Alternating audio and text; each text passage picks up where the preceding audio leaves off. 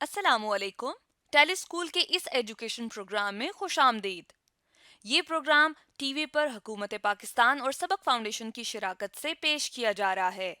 इसके लेसन्स पाकिस्तान के तमाम तालीमी बोर्ड बशमूल कैम्ब्रिज के सिलेबस के मुताबिक तैयार किए गए हैं, जिसमें एजुकेशन कंटेंट सबक फाउंडेशन प्रोवाइड कर रही है।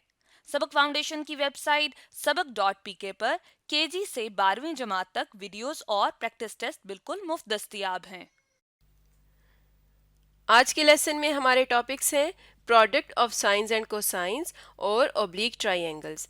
ये फेडरल, पंजाब, सिंध, केपीके और बलूचिस्तान बोर्ड की फर्स्ट ईयर में चैप्टर 10 ट्रिग्नोमेट्रिक आइडेंटिटीज के टॉपिक्स हैं।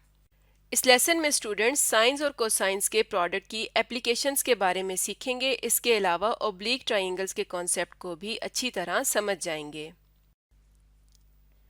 आज के मैथमेटिक्स के लेसन और इससे मुंसलिक वीडियोस को घर बैठे देखने के लिए आप सबक.pk की वेबसाइट पर जा सकते हैं।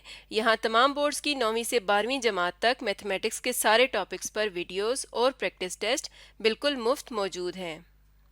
इनके ज़रिए आप अपने कॉन्सेप्ट्स को पुख्ता करके इम्तिहानात में शानदार नंबर हासिल कर सकते हैं। स्टूडेंट, हम बात कर रहे थे सम और difference to product of sines and cosines के ऊपर, और हमने एक एप्लीकेशन से इन फार्मूलाज को अप्लाई करना सीखा था। अब मैं आपको इन फार्मूलाज की डेरिवेशन के हवाले से थोड़ा सा समझाना चाहूँगा जी। तो सबसे पहले ये जो फार्मूलाज लिखे हुए हैं, ठीक है जी, जैसे चले हमारा ये फर्स्ट फार्मूला, या चले कोई एक फार्मूला हम सिलेक्ट करते हैं, लास्ट वाला सिलेक्ट कर लेते हैं, ठीक है।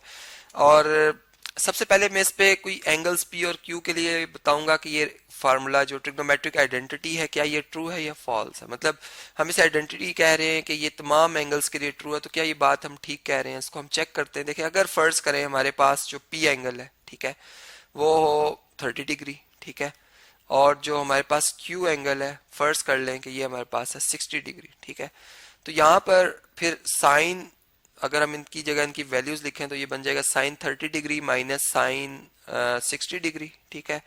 अब ये जो आंसर आएगा ये किसके इक्वल होगा, ये 2 times cosine P plus Q. अब देखिए P प्लस क्यू क्या बनता है, 30 प्लस 60, जो 90 और 90 का हाफ क्या होता है, 45 डिग्री। और साइन P एंगल 30 है, 30 में से 60 आप माइनस कर दें, ठीक है, ये बनता है नेगेटिव 30 डिग्री, तो नेगेटिव 30/2, ठीक है, जो कि माइनस 15 डिग्री बनता है, नेगेटिव का 15 डिग्री बनता है, ठीक है। अब ये हमारे पास जो है वो एंगल्स हैं, इन पे हमने इनकी वैल्यू देखनी है कि क्या ये रिजल्ट लेफ्ट साइड का और राइट साइड का एक जैसा आएगा या नहीं आएगा, ठीक है। तो देखें, कैलकुलेटर से इन वैल्यूज को ले लेते हैं हम। वैसे तो हम जानते हैं कि हमारे पास जो साइन 30 की वैल्यू होती है वो 1/2 होती है, ठीक है, लेकिन चले कैलकुलेटर को भी इस्तेमाल करते हैं। 1.5 यानी 1/2। और साइन 60 की वैल्यू क्या होती है जी, √3/2 होती है। इसको भी चेक कर लेते हैं कि साइन 60 की वैल्यू क्या होती है, √3/2, ठीक है जी। और इसको अगर हम सिंप्लीफाई करें तो बल्कि इक्वल का साइन नहीं आएगा जी, यहाँ पर 2 एलसीएम आ जाएगा और 1 माइनस √3, ठीक है। ये हमारा रिजल्ट बनता है लेफ्ट साइड का। राइट साइड पे क्या आ रहा है, कॉस 45 डिग्री की वैल्यू होती है 1/√2। ये तो बात हम जानते हैं, ठीक है। अब साइन नेगेटिव 15 की वैल्यू क्या होती है, इसको हम जरा चेक कर लेते हैं। नेगेटिव 15, तो यहाँ पर नेगेटिव 15 मतलब हम कौन से क्वाड्रेंट में है जी, फोर्थ क्वाड्रेंट में है। साइन की वैल्यू फोर्थ क्वाड्रेंट में नेगेटिव होती है -0.25, ठीक है। और इसको हम लिख सकते हैं -0 पॉइंट कितना बन रहा है जी, 2588, ठीक है। अच्छा, अगर हम इसको देखें मल्टीप्लाई बाय 2 और डिवाइडेड बाय √2 कर लें, क्योंकि अब हमारा कोई आंसर इस तरह का नंबर आ गया कि इसमें हमें डिवाइड करना है इसको √2 से, ठीक है। तो ये हमारा आंसर आ जाएगा, और फिर इसको मल्टीप्लाई करना है 2 से, तो ये हमारा आंसर बनता है -0.3660, -0.3660, ठीक है। राउंड इसको मैंने डाउन किया है, ठीक है, 0 के बाद 2 भी आ रहा था। अब इधर से इसको अगर हम कैलकुलेट करें तो √3 की वैल्यू 1 में से √3 माइनस करना है हमने, 1 में से माइनस करना है √3 को। ये √3 की वैल्यू 1 में से इसको माइनस करेंगे, ये आता है आंसर, और इसको डिवाइड कर देगा 2 पर, तो ये आंसर आता है 0.3660 -0.3660, मतलब दोनों आंसर इक्वल है।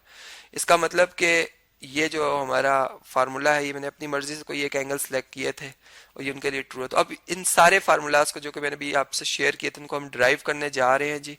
ठीक है, इनकी डेरिवेशन बहुत आसान है। हमने एक फार्मूला पढ़ा था जी साइन अल्फा प्लस बीटा का। ठीक है, ये किसके इक्वल होता है जी? ये इक्वल होता है साइन अल्फा, ठीक है, साइन अल्फा कॉस बीटा, ठीक है जी, और plus cos alpha sign beta के। ठीक है, और इसी तरीके से अगर हम साइन अल्फा माइनस बीटा के वाले से देख लें तो उसका भी हमने फार्मूला जो है वो पढ़ रखा है, उसको भी लिख लेते हैं इधर ही, साइन अल्फा माइनस बीटा का फार्मूला। ठीक है, ये किसके इक्वल होता है? ये था sine alpha cos beta minus cos alpha sign beta. ठीक है, अब देखिए अगर इन दोनों इक्वेशंस को हम ऐड कर लें तो हम देख रहे हैं कि हमारे पास यहाँ पर तो साइन मतलब लेफ्ट हैंड साइड में तो साइन अल्फा प्लस बीटा और plus sine alpha minus beta आ जाएगा। ठीक है, sorry sine alpha minus beta लिखना था मैंने यहाँ पर। ठीक है, जबकि राइट साइड पे अगर आप देखें तो कॉस अल्फा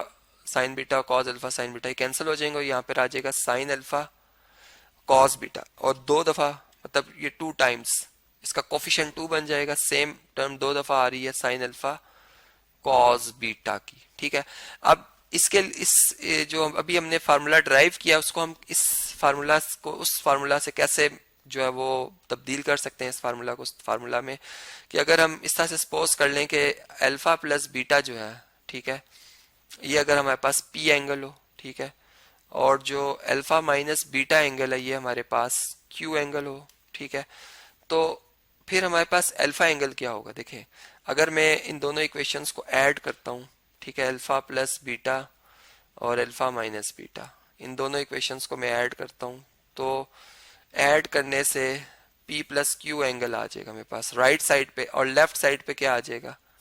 2 अल्फा। ठीक है, तो इसका मतलब अल्फा किसके इक्वल आ गया? यहाँ से डिवाइड कर देंगे दोनों तरफ 2 से, तो अल्फा एंगल इक्वल टू आ जाएगा P प्लस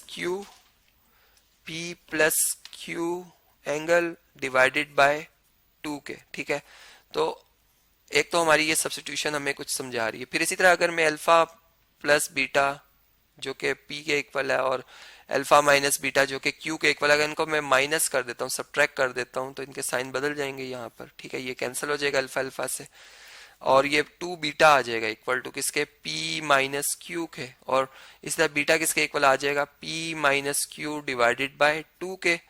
तो अब अगर हम ऊपर जो ये फार्मूला हमने अभी ड्राइव किया है, अल्फा प्लस बीटा की जगह अगर यहाँ पर सब्स्टिट्यूशन की जाए तो यहाँ पर क्या आ जाएगा जी? अल्फा प्लस बीटा की जगह हम क्या लिख सकते हैं? P लिख सकते हैं। ठीक है, यहाँ पर हम P लिख देंगे, और अल्फा माइनस बीटा की जगह क्या लिखेंगे जी? हम Q, यहाँ पे क्या आ जाएगा? Q आ जाएगा, और यहाँ पर 2 साइन अल्फा, तो अल्फा किसके इक्वल है जी? P plus Q over 2। तो यहाँ पर हम फिर P प्लस क्यू ओवर 2 लिखेंगे और cos P minus Q over 2, यहाँ पर जगह थोड़ी कम थी इसलिए मैंने इसको रेस कर दिया है। यहाँ पर आएगा P प्लस क्यू ओवर 2, और कोसाइन बीटा की जगह हम क्या लिखेंगे? P minus Q divided by 2 के। तो ये आप देख सकते हैं कि उन 4 फार्मूलाज में से जो कि सम को प्रोडक्ट में कन्वर्ट करने के काम आता है, उनमें से एक की डेरिवेशन, इसी तरह बाकी जो 4 की डेरिवेशन वो भी इसी तरह से है। कोई भी एक फार्मूला अगर हम सिलेक्ट कर लें, ठीक है, जैसे फर्ज करें कि अब मैं कोसाइन के लिए बनाना चाह रहा हूँ कि cosine P minus cosine Q, ठीक है, ये इक्वल टू होता है -2 sine P plus Q over 2, ठीक है, और sine P minus Q over 2। तो अब ये कैसे बन सकता है? ठीक है, P माइनस क्यू ओवर 2। अब देखिए सब्स्टिट्यूशन में आपको बता चुका हूँ। ठीक है, अगर हम कॉस अल्फा प्लस बीटा, ठीक है, और इसका फार्मूला लिखें और यहाँ पर नीचे हम लिखें कॉस अल्फा माइनस बीटा का फार्मूला। ठीक है, तो कॉस अल्फा प्लस बीटा का फार्मूला होता है कॉस अल्फा कॉस बीटा। ठीक है, अगर प्लस आ रहा है तो यहाँ पे माइनस आता है साइन अल्फा साइन बीटा। ठीक है जी, और जो हमारे पास कॉस अल्फा माइनस बीटा का फार्मूला उसमें आएगा cos alpha cos beta plus sine alpha sign beta. ठीक है, अब अगर हम इन्हें सब्ट्रैक्ट कर लें तो हमारे पास ये तो दोनों टर्म्स कैंसिल हो जाएंगी। यहाँ पर आ जाएगा कॉस अल्फा प्लस बीटा, ठीक है, minus cos alpha minus beta, जबकि दूसरी तरफ हमारे पास क्या आ जाएगा? नेगेटिव टू टाइम, देखिए वन टाइम और one time, two time sine alpha और साइन बीटा। और अभी मैंने आपको बताया कि अल्फा की जगह हम क्या लिख सकते हैं, अल्फा की जगह हम लिख सकते हैं sine P plus Q over two. और जो हमारे पास बीटा एंगल है उसकी जगह हम क्या लिख सकते हैं, P minus Q over two. अगर क्या हो जी, अल्फा प्लस बीटा किसके इक्वल हो, अगर पी के इक्वल हो, और अल्फा माइनस बीटा जो है वो किसके इक्वल हो, अगर क्यू के इक्वल। तो ये से आप ये फार्मूला भी ड्राइव करना सीख सकते हैं, देख सकते हैं कि कैसे हमने इसे ड्राइव किया।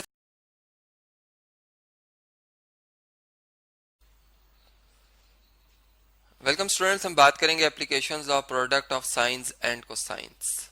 हमने इससे पिछले लेक्चर में भी इस पे थॉरोली बात किया। यहाँ पर सिर्फ इसकी एप्लीकेशन के हवाले से एक छोटा सा क्वेश्चन सॉल्व करेंगे जी। एक्सप्रेस दिस सम, ये जो आपको एक सब नजर आ रहा है जिसमें फर्स्ट टर्म है कॉज ऑफ 20 डिग्री और जो इसमें दूसरी टर्म है वह है plus cos of 10 degree in the product form. अब ये किस तरह से हम लेके आएंगे इसको प्रोडक्ट में, इसके सोल्यूशन के ऊपर हम बात करते हैं। तो इसमें सबसे पहले जो फार्मूला हमने स्टडी किया है इससे पिछले लेक्चर में, हम उसी को इस्तेमाल करेंगे, ठीक है। वी नो डैट, ठीक है जी। और इसमें हम उस फार्मूला को लिखेंगे जिसमें कि हमने कॉज, इससे पिछले लेक्चर में शायद मैंने पी एंगल्स के हवाले से बात की थी, लेकिन यहाँ अब हम इसे यू भी कह सकते हैं, ठीक है।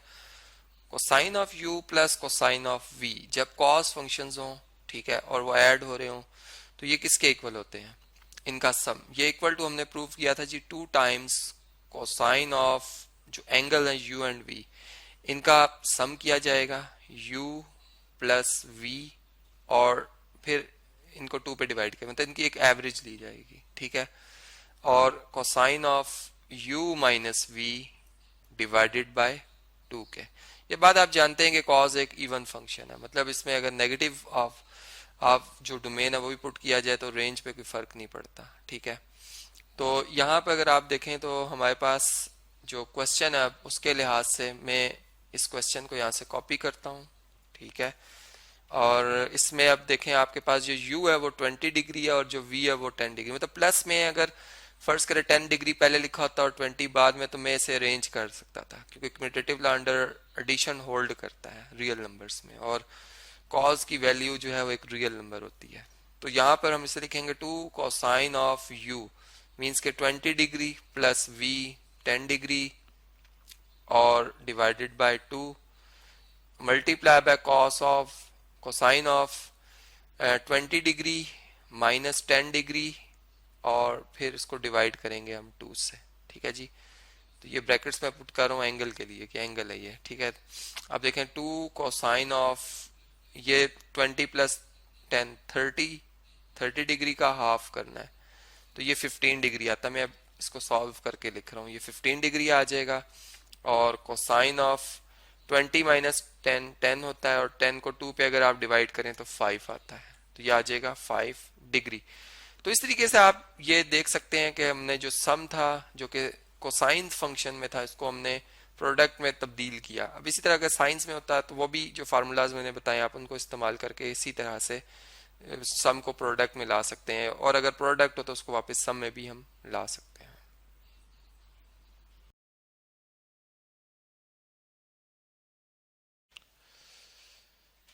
स्टूडेंट्स, आज हम बात करेंगे कंसेप्ट ऑफ ऑब्लिक ट्रायंगल्स के ऊपर, मतलब कि ऐसी ट्रायंगल्स जो कि राइट एंगल ट्रायंगल नहीं होती उन्हें हम कहते हैं oblique triangles. Right angle triangles आप जानते हैं, एक ऐसी ट्रायंगल जिसमें एक एंगल 90 का, उसे हम कहते हैं ये राइट एंगल ट्रायंगल है, ठीक है। जैसे ये एक ट्रायंगल जो मैंने यहाँ पे कंस्ट्रक्ट की है एबीसी, ये एक राइट एंगल ट्रायंगल है।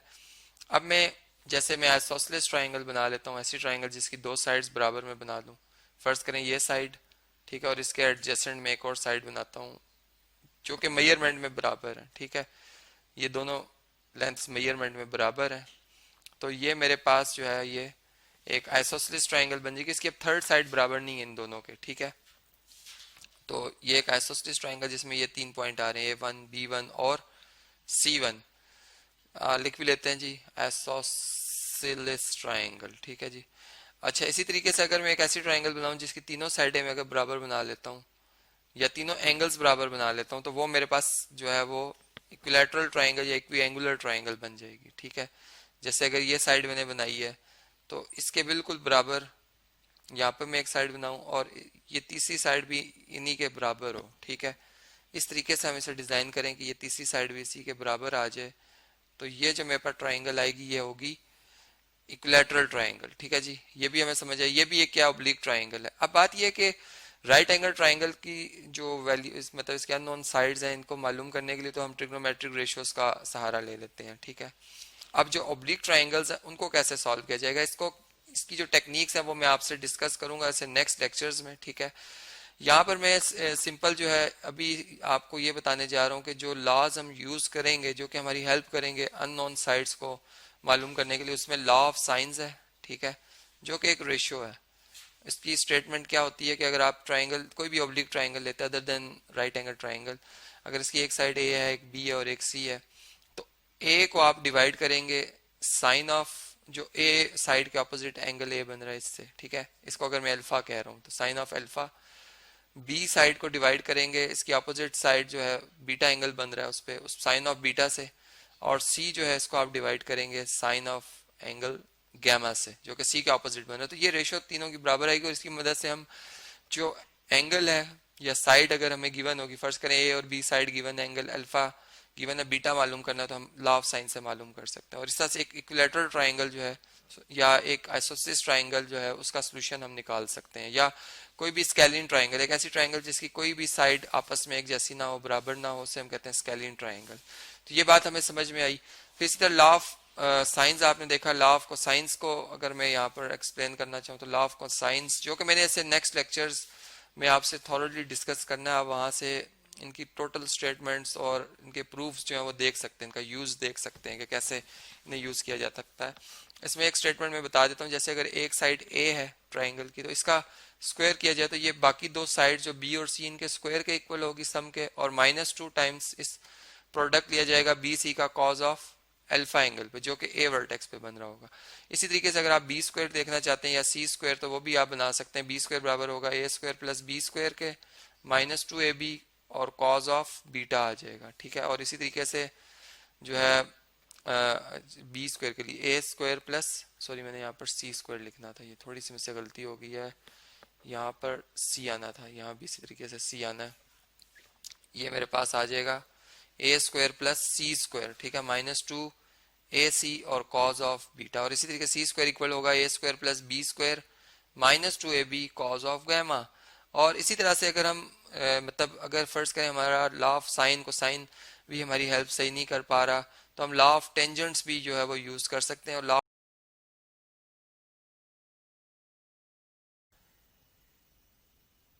वेलकम स्टूडेंट्स, हम बात करेंगे प्रॉब्लम की जो कि रिलेटेड है कंसेप्ट ऑफ ऑब्लिक ट्राइंगल्स, मतलब ऐसी ट्राइंगल्स जिसमें कोई भी एंगल 90 डिग्री के ना हो, इसे हम कहते हैं ये ऑब्लिक ट्राइंगल है, ठीक है जी।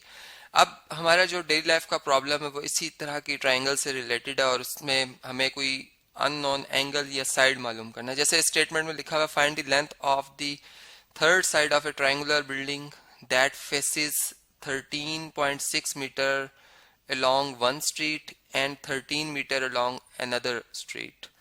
The angle of the intersection between the street measures 72 degree. First कर लेते हैं कि ये एक ट्रायंगुलर बिल्डिंग जो हमें नजर आ रही है, ठीक है, इसकी तीन जो साइड्स हैं या आप कह सकते हैं तीन दीवारें हैं, ठीक है। तो ये जो दीवार है इसकी लेंथ फर्स्ट कर लेते हैं हम कि ये है जो कि एक स्ट्रीट के साथ है 13.6 मीटर, ठीक है। और इसी तरीके से जो दूसरी दीवार है, चलें इसको मैं यहाँ पर लिख देता हूँ, सेकंड जो है साइड ये है 13 मीटर। और अब इन दोनों दीवारों में आपस में जब ये अगर हम इनका पॉइंट ऑफ इंटरसेक्शन देखें तो ये है ए पॉइंट और इस पे जो एंगल बन रहा है ए वर्टेक्स पे, ये अभी अंदाजन मैंने यहाँ पर बात की है, ठीक है, 72 डिग्री, जो कि इससे कम या ज्यादा भी हो सकता है, ठीक है। मैंने एक आपको एक रफ आइडिया बता रहा हूँ। अब हमें जो ट्राइंगुलर ये बिल्डिंग है इसकी तीसरी साइड जो कि यहाँ पर हमें सामने फ्रंट पे नजर आ रही है, जो कि एक तीसरी गली के साथ साथ चल रही है, ठीक है, लॉन्ग है उसके, इसकी मैयर हमने करनी है, मेजरमेंट करनी है। तो अब इसको मेजर करने के लिए हमें, अब देखिए ये हमारी ट्राइंगल राइट एंगल ट्राइंगल नहीं है, ठीक है, तो इस पर मैं ट्रिग्नोमेट्रिक रेशियो अप्लाई करूंगा, लेकिन किस तरह से कर सकता हूँ, मुझे यहाँ से ए वर्टेक्स से परपेंडिकुलर थ्रो करना होगा और ट्राइंगल्स बनाकर मतलब जो ट्रिग्नोमेट्रिक रेशियोज को अप्लाई करते हुए ये जो है वो प्रॉब्लम सॉल्व करना है। तो इस